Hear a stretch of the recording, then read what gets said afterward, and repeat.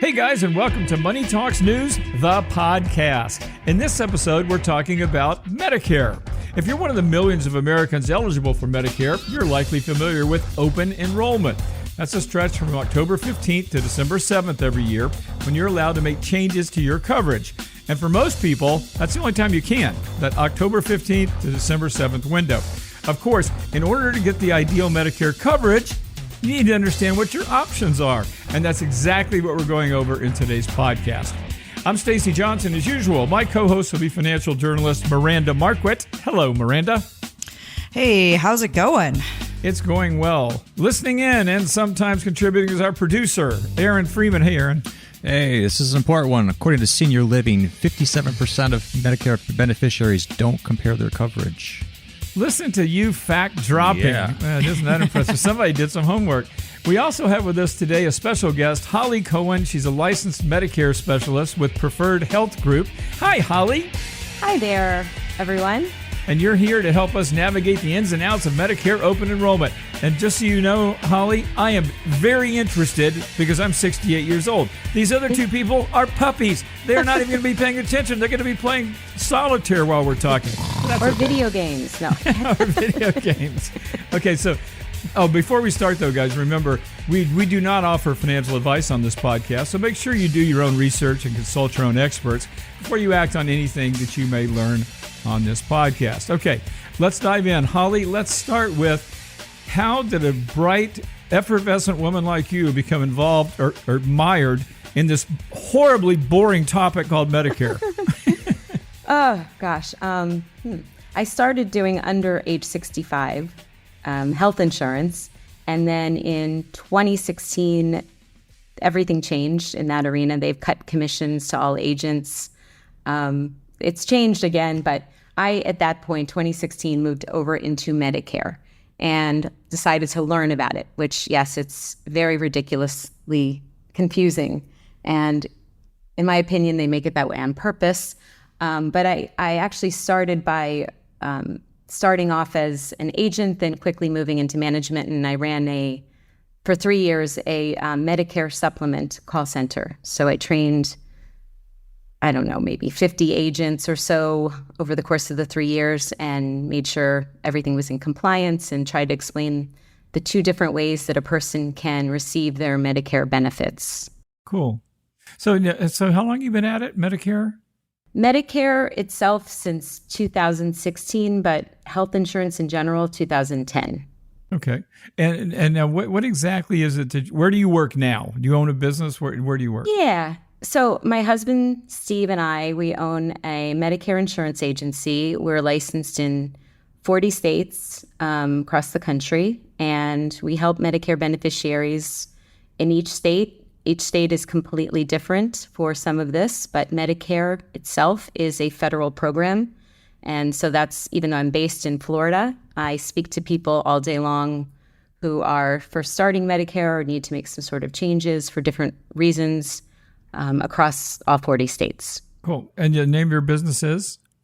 I have a YouTube channel called Medigap Show, where you can get a lot of information, all my videos. The business we own is Preferred Health Group.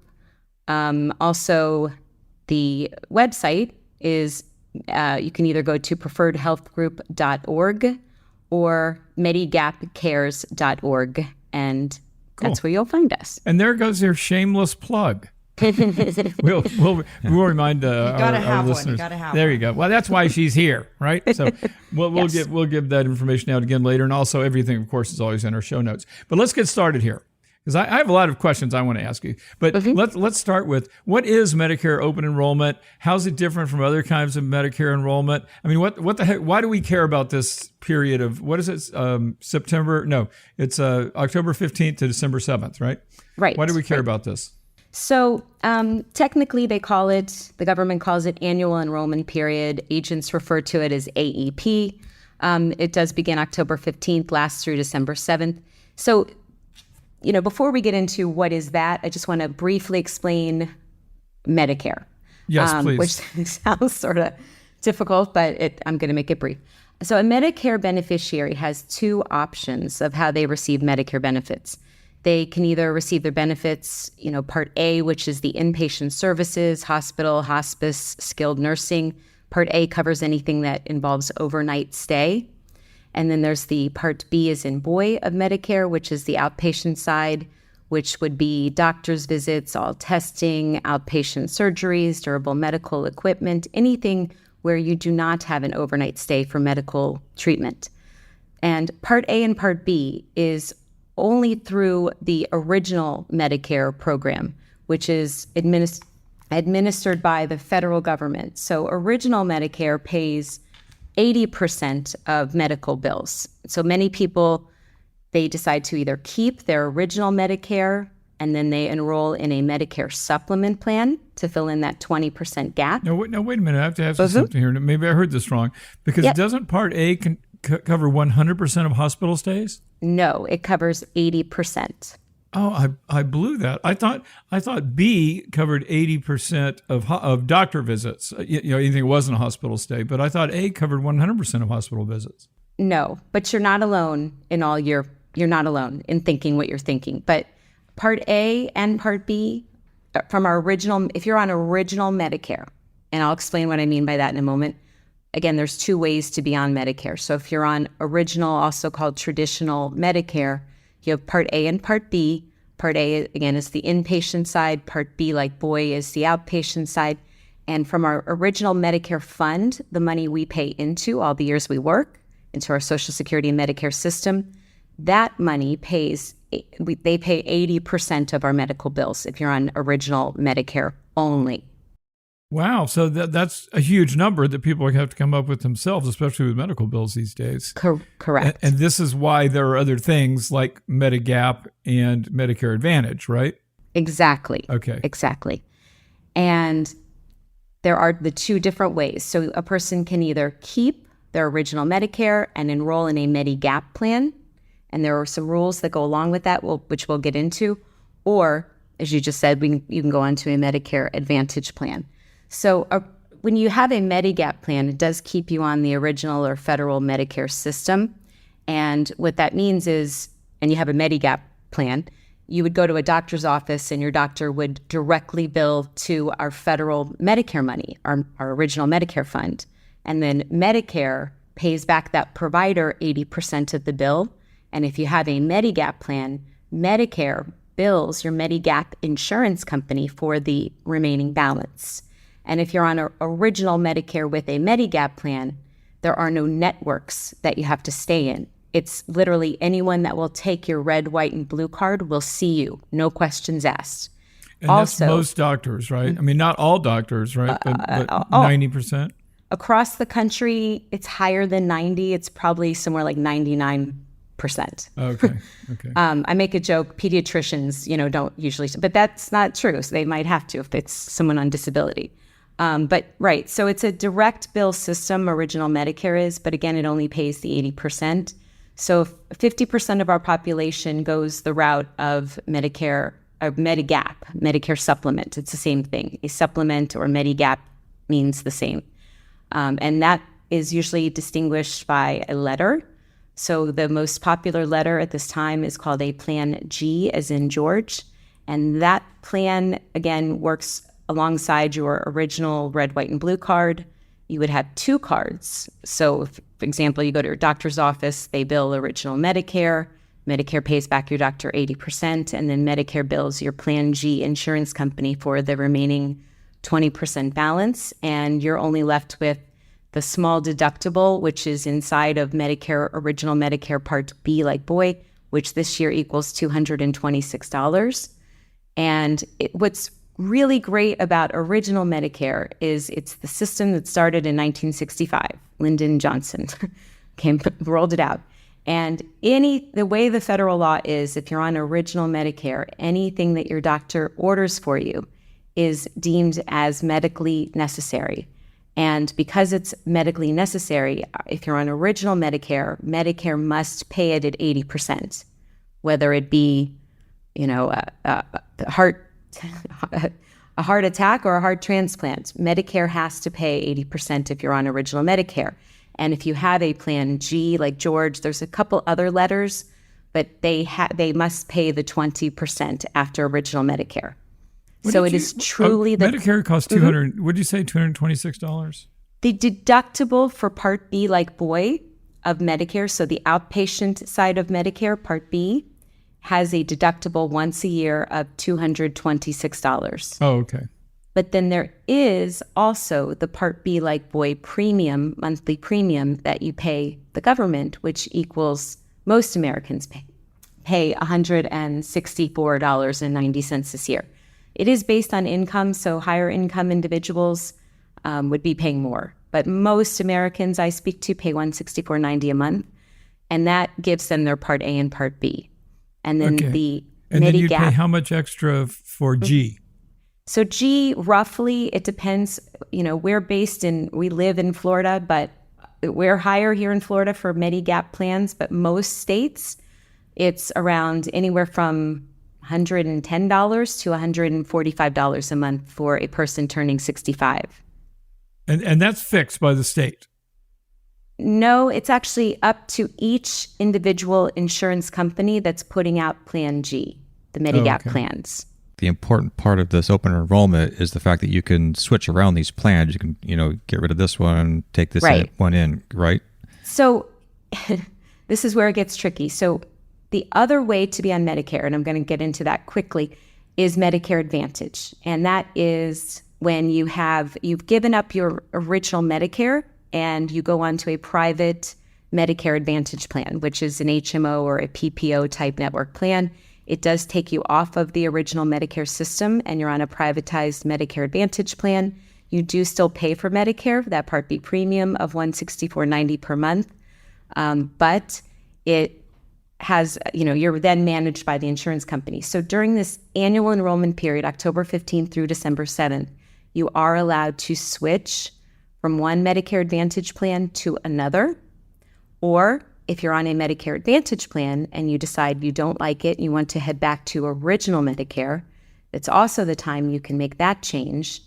And then the other thing that you could change during this time frame, October 15th through December 7th, is if you're on original Medicare, you would have a standalone Part D, as in drug plan, that you can make a change to during the annual enrollment period of October 15th through December 7th. But the Medigap plans do not have anything to do with this annual enrollment period. A person on Medigap can change their plan any time of year. It is based on their health. So in other words, if someone chooses they're on Medicare Advantage, it's October 15th, and they want to switch back to original Medicare, which only pays 80%, and want to enroll in Medigap, they're allowed to do so in that time frame, but they would have to answer medical underwriting questions and either be approved or declined based on health. And that is if they've had Medicare Part B for more than 6 months in their lifetime. Okay, so now I want to clear up one thing. I'm on regular Medicare, okay, and I want to add Medigap. Can I only do that during open enrollment, or can I add Medigap anytime? You can only. So if you're on a Medicare Advantage plan, you can not Advantage, regular Medicare. Original Medicare. Good yes, question. Original Medicare. Sorry. Okay. Original Medicare Part A and B only. You can add a Medigap plan any time of year, but the rule being from these Medigap insurance companies, you have to either be within your personal enrollment window, which is 6 months before and 5 months after taking your Part B for the first time, or you go through the medical underwriting questions if you're past that time frame in your life, that 6 months before, 5 months after Part B. So really then, this whole open enrollment period is just for people with Medicare, not just for, but mostly for people with Medicare Advantage plans to switch them. It is. It is. Most people have the misconception that it's also the time to change Medigap, which they definitely can. I mean, we are slammed with people at that time of year thinking that that's the only time to make the change. But it's a misconception. You can actually change it any time of year. If you happen to get a letter from your insurance company that you have your Medigap plan with and the premium went up, if you're a healthy person, you can switch to a different Medigap carrier. You can switch from one letter to another because they're identified by letters. But the other thing that you can switch during the annual enrollment period is your Part D, as in drug. So if you're on original Medicare and you have a Medigap plan, then you also would have a standalone Part D drug plan. And October 15th through December 7th is the only time that you're allowed to make a change with that as well, Part D. Okay. Why does it make this so complicated? Because I'm sitting There's here listening reasons. and I'm I know having all the trouble reasons focusing. why. But now, okay, what should people, during this, I'm on Medicare. I'm on Medicare Advantage. Mm-hmm. Okay. And I'm thinking, actually, I'll tell you what my situation is. I have cancer. I just got cancer. Okay. Sorry. Thank you. But anyway, it's not a huge deal. I'm not dying. But nonetheless, I couldn't go. I could switch. Wait, let me back up. I'm on a Medicare Advantage HMO plan. Okay. Okay. My wife is a nurse practitioner, and she's my professional who takes care of me, or her people in her office do. Anyway, but now I want to go to a specialist. So now I'm going to switch to a Medicare Advantage PPO plan. That makes sense, right? It does. You know, you're sort of in this position since, and did you start Medicare at age 65? Yes. Okay. So you've had your Medicare Part B like boy for more than 6 months. So it would be difficult for you during this annual enrollment period to come off of, you could definitely choose to go back to original Medicare, but remember, original Medicare only pays 80%. So then to enroll in Medigap, you would be declined, unfortunately, based on health conditions to enroll in a Medigap plan. So your other option would be to, yes, instead of being on an HMO Medicare Advantage plan, to switch to a PPO Advantage plan. But there are still no guarantees. You're going to face prior authorizations, and the max out of pocket is higher with out of network, going out of network for a specialist rather than staying inside the network. So, but I thought PPO allowed me to go outside the network. It does. It allows you to go outside the network, but there's definitely a higher max out of pocket. It exceeds $11,000 per year. The in-network on most Medicare Advantage plans, max out of pocket is the government caps it at $8,300 this year. Some plans are a little less, $6,700. But yes, you are allowed to go outside of a network on a PPO Medicare Advantage plan. But remember, you're not on original Medicare. You're under the grips of that insurance company making all decisions, which also requires many times for many medical treatments the prior authorization process on these Medicare Advantage plans, which is one of the biggest complaints. And current administration, they're trying to crack down on some of these prior authorizations because a lot of the Medicare Advantage plan insurers just have created major barriers for care. Well, I trust my insurance company, though. I think they're awesome people. My gosh. They take such good care of me. And let me explain why. After this message, we're halfway through our show, folks. Actually, a little more than halfway. So we got to pay a few bills. When we come back, we're going to talk about why Stacey Johnson loves his insurance company and trusts them implicitly. We'll be right back after this. Okay, we are back. Before we start, if you like what we do, folks, do something for us. Share the show with your friends and family on your favorite social media platforms and subscribe to our podcast. It takes you 2 seconds. Really helps us, though. Okay, now, I may have been lying when I said I trusted my insurance company before the break. I don't trust my insurance company, but in my specific situation, I can be referred out to a specialist by someone that I know personally. Right. So I don't have to worry about that. But But there's not much I can do about this now, right? I can't go back and get Medigap because it's been 3 years since I've been on Medicare. Right. Each insurance company that when I put through an application for enrollment into a Medigap, and if that person has had Medicare Part B like boy for more than 6 months, then of course they do have to go through those health underwriting questions. And for example, regarding cancer, there's a look back period of 2 years. So if an applicant, somebody trying to get the Medigap plan has been in remission for over 2 years, it's a better possibility. But unfortunately, if a person is within that 2 year period of getting cancer, then it's a decline. There's about 26 to 30 health questions that we have to ask someone during that time frame where, that time when they're trying to apply for a Medigap plan. There's 26 to 30 health questions. And then also we have to put down in their application all the medications that they take. And then the application is submitted to the insurance company for review. And then the insurance company, their underwriting department, makes a decision again whether to approve or decline that person based on health. And also I would assume that based on these medical questions, it would cost differently for Medigap, right? No, actually, Medigap plans are, well, they're state by state, number one. So some states are more money than other states. But also it has nothing to do with your health condition. It has to do in most states by age and age and gender in most states. See, now you lost me again. You just said that I have to answer health questions, and then you said that my health doesn't matter. I don't understand.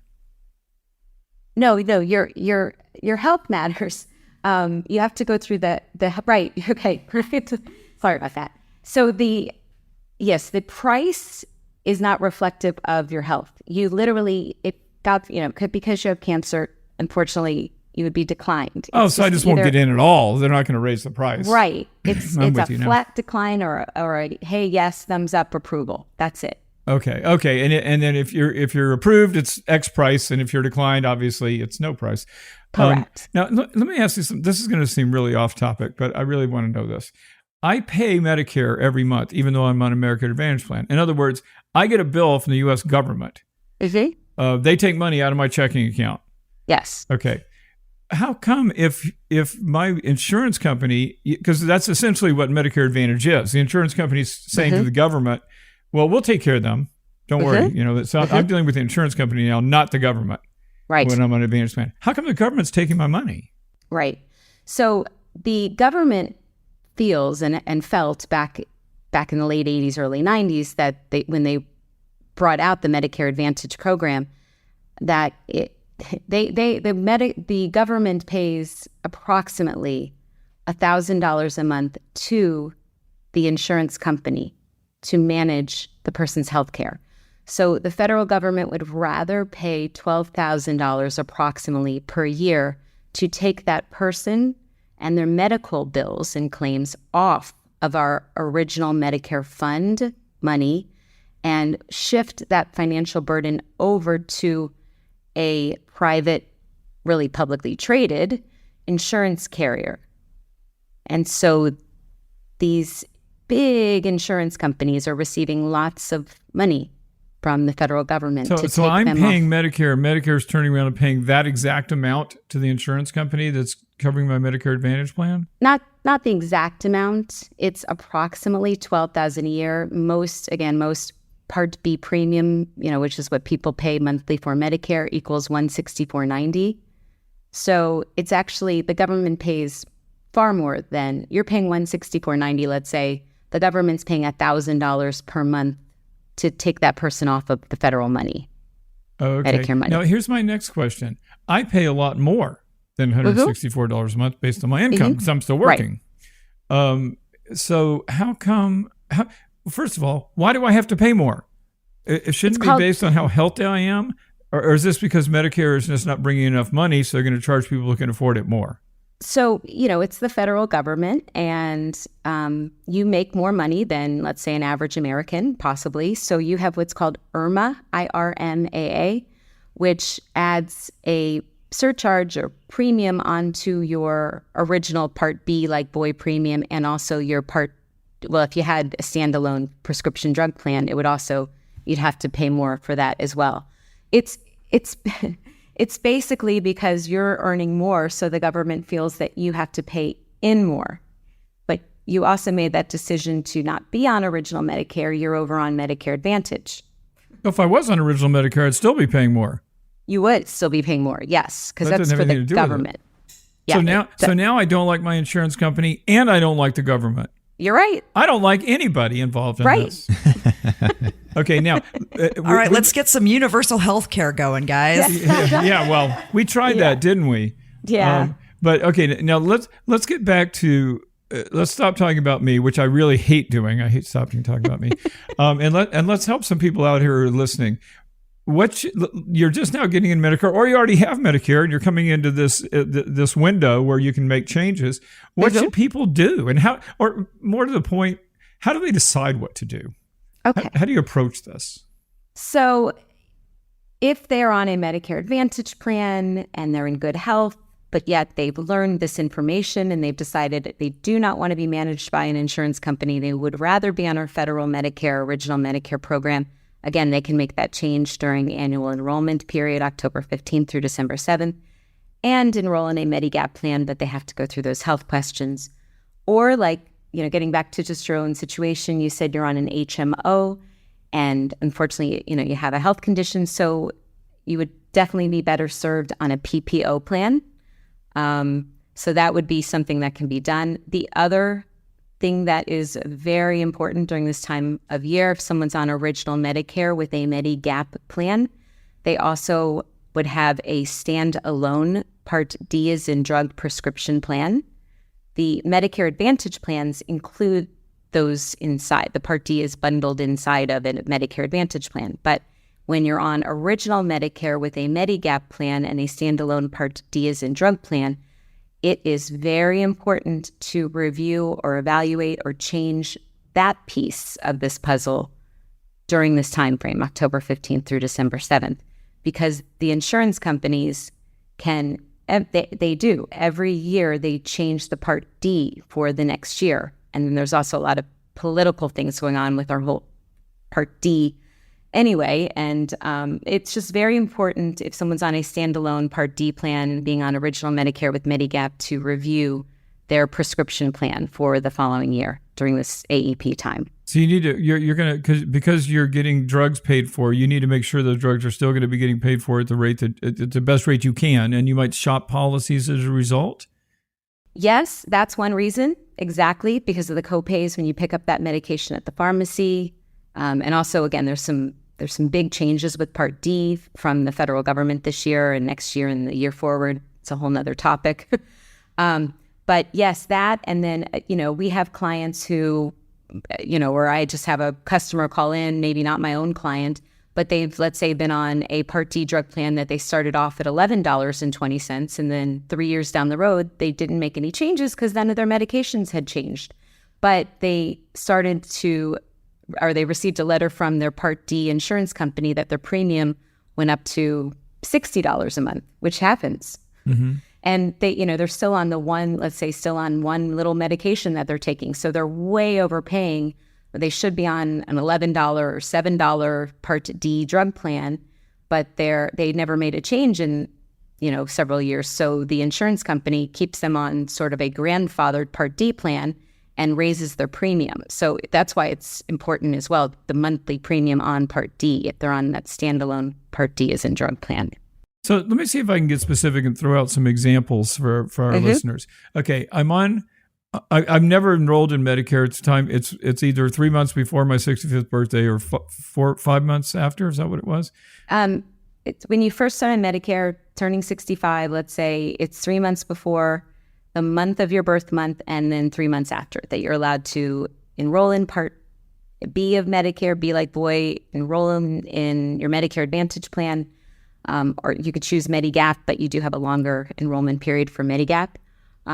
That's one time frame a person can enroll and, start off because they're first starting off on Medicare.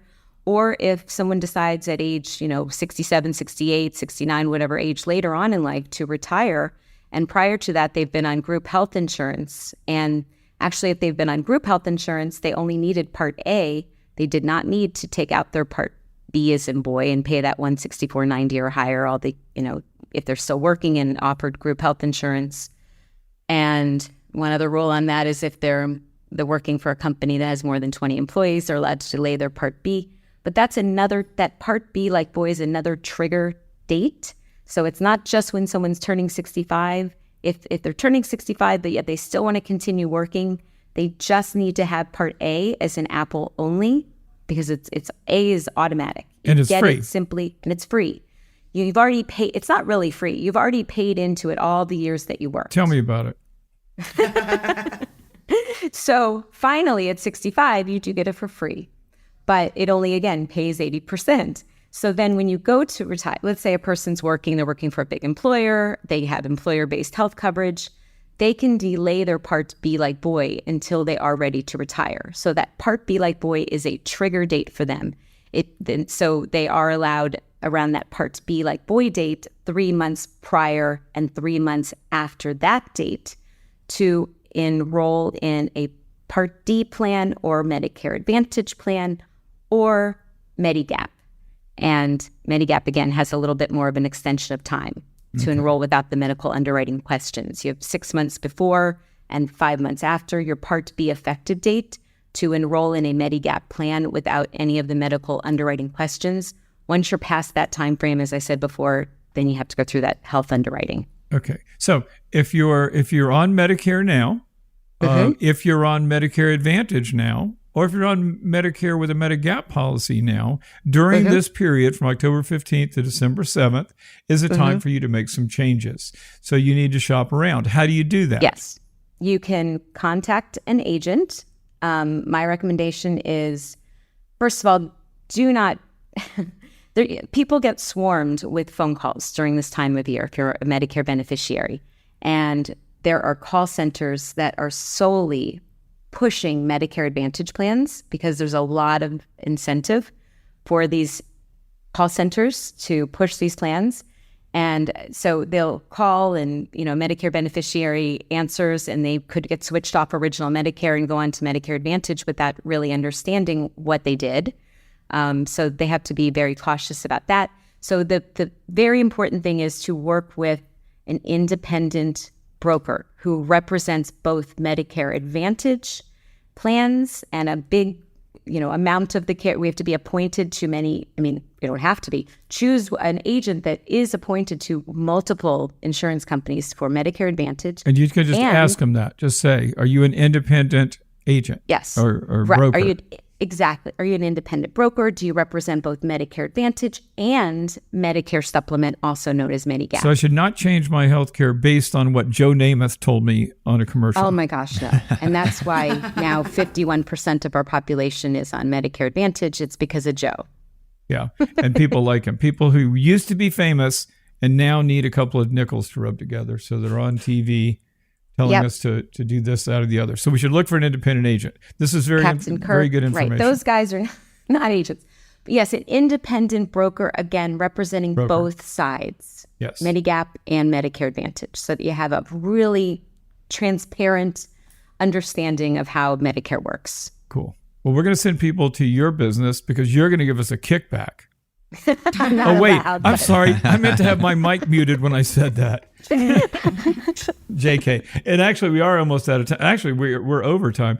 Do our 40-year-olds have anything that they want to ask before we conclude this? Not really ask, but this has been an education. And right? Like I've written a little bit about like different plans and things like that, but like it really like you can get lost in the weeds pretty easily. Yeah. And Isn't it true? And it's no wonder that so many people are not, don't have the plans that they need or what works for them. And so this is just a really great warning for me. So that in 20 years, I'm like, oh, I no, can do this. You don't understand, Miranda. I'm going to use all this money, okay? You're not going to have any left by the time you get to be my age. Us baby boomers, we're taking it. We're leaving nothing on the field, baby. We're taking it all. Yeah. The hardest thing is when someone's on, and every state is different. Stacey, you're based in Florida. Am I allowed to say that? Of course.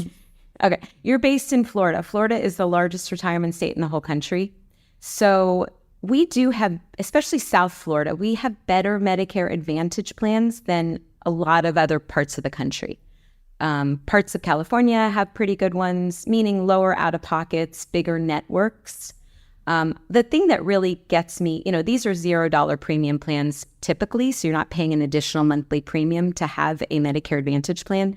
But what really is difficult as an agent is the prior authorizations and understanding that if someone's going on that, they may be denied or delayed care or treatment because a private insurance company, private for-profit, publicly traded insurance company is making decisions about their health care.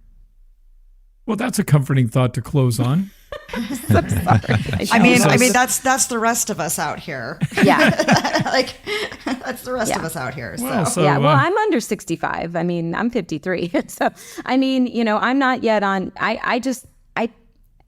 people ask me all the time, what do you have your, in-laws on? My sister's 66 years old. What is she on? They're on original Medicare with a Medigap G, as in George, plan, because I know if anything is required medically, they're going to get it approved, because a federal Medicare, which started in 1965, the federal law is if your doctor deems it as medically necessary, Medicare, original Medicare, has to pay it at 80%. And then the Medigap plan has to follow in line and pay the 20%. The other way, the Medicare Advantage way, is not the same world. It's the corporate America world. The one that I'm condemned to, you mean? Yeah, basically. Okay. After 2 years, no. Once you're in remission for 2 years, then you could definitely, during that October 15th through December 7th timeframe, put the application through. And if it's something, very minor, there's all different cancers out there. So, I have breast cancer survivors that get through underwriting as long as they've been in remission over 2 years. There's different parts of that application. Some conditions are 2 years, some go lifetime. If somebody's, has unfortunately lupus or, something, a long-term disease, then they're going to get denied coverage. But if they're, something that they could, like cancer, where they can go into remission and be in a real stable condition for many years, then they could be very likely to be approved by the carriers. And I hope I have the opportunity to check that out. Yeah. And, we sort of, as insurance agents, we talk to other insurance agents and we sort of figure out which carriers have the easier underwriting than others also. But yeah. Cool. We really have to close. I do have one more really quick question, though, for you, Holly. Is it? In your private life, when you're like having cocktails and whatnot, is it hard for you not to say boy every time you use the word or the letter B, or George when you say G? I do that. It's just I'm always on the phone, right? So I have to make sure that they know what letter I'm saying. So I have to be A, apple, B, boy, G, George. But right, when I'm having cocktails, I'm not going to do that. Because if you are, I'm not going to have cocktails with you. Okay. Because you can read lips, you can see what letter I'm saying. But I'm not drinking cocktails, as Aaron might know, but I will not talk about Medicare. It's the furthest thing from my mind. Thank you. Okay, guys, we are out of time, folks, but we're never out of topic. Dig a little deeper. You're going to find links to lots more info in our show notes. And remember, if your goal is to make more, to spend less, to retire rich, your online home is moneytalksnews.com. And don't forget to check out Miranda's online home as well. That is Miranda Marquit, MARQUIT.com. And visit Holly at her website. That is medigapcares.org. But she really wants you to watch her YouTube channel, The Medigap Show. Is that right, Holly? That's right. Medigap Show. Cool. That's and it. if you've got a question, YouTube. comment, or topic you'd like to suggest, please tell us about it. You can email us at hello@moneytalksnews.com. That's hello@moneytalksnews.com. And one final thing, you already heard me say it once, I'll say it again. If you like us, subscribe to us. Takes you 2 seconds. We really appreciate it, though. I am Stacy Johnson. I'm Miranda Marquit. I'm Aaron Freeman. And thanks again for hanging out with us, Holly. We'll see you all next time.